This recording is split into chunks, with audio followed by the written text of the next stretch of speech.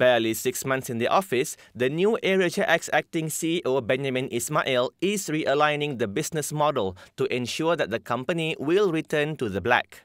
This is to be done by adding new routes, dropping unprofitable ones, and cutting capacity for modest-performing routes. Airasia X is the long-haul, low-cost affiliate of Airasia Berhad. It currently operates a fleet of 26 aircraft to 19 routes across Asia, Australia, and the Middle East.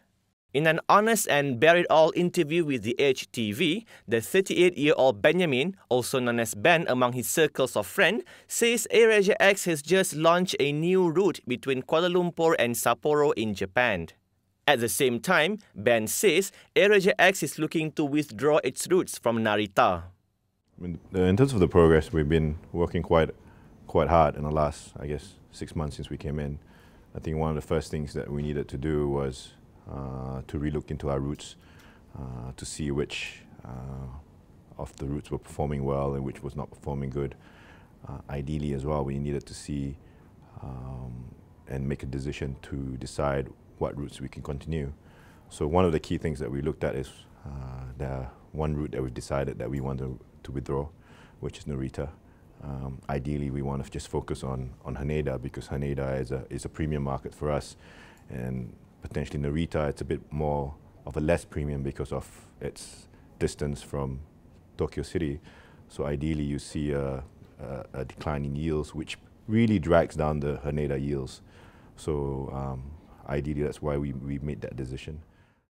Ben says Airasia X is also working hard to add Hawaii as its new destination as part of its plan to expand its wing to the United States. And Hawaii, why Hawaii? It's one of the new routes that I guess nobody has operated before. Well, not in the last 5 or 8 years. MAS used to do it back in the days.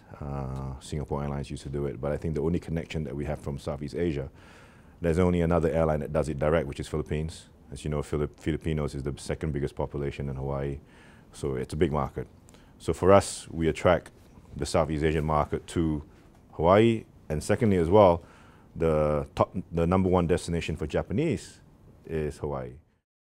He says Airasia X is planning to lobby US President Barack Obama to expedite the approval process to fly to Hawaii. President Obama is scheduled to visit Malaysia for the ASEAN summit in November. At the same time, Ben adds that Airasia X is eyeing new destinations such as Auckland in New Zealand and looking at going back to India. But it is still work in progress with no firm decision made. When asked on the profitability of the routes that it flies to, this is what Ben has to say. At the moment, I would say about half is profitable. The other half, some are slightly, well, not slightly, some are bleeding. Some are borderline break-even. So ideally, as I said earlier at the start, we're re-looking at all the routes to make sure that we're taking it out. But what I can say is a lot of the routes that we saw when I did this comparison last year has improved. First, reducing capacity helps. 2 is pushing fares up helps.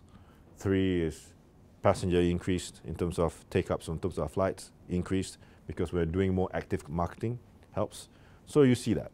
But some, when I say the break-even, came from a very bad loss, because the Australian market, I will be honest with you, it was bleeding. It was the worst. Of all our routes, Sydney, Melbourne, we were losing quite a lot of money because MAS were going in triple dailies to Sydney, MAS were going triple dailies to Melbourne. It's tough. So we cut Sydney we cut from double to single, Melbourne we cut from double to about 10. Perth, we cut from double to about 11. It helps, stops the bleeding a little bit, but it has gone better. So I'm quite comfortable that with the forward loads, it will get better. In the second quarter of this year, Airasia X saw its net loss widen by 3% to 132 million ringgit. One of the factors that dragged its performance was due to the weakening ringgit, in which it recorded unrealized foreign exchange loss on borrowings of some 120 million ringgit. But Ben says the company is on track to stop the losses, and he is confident that Airasia X can return to profitability by next year. Sulhi Azman, DHTV.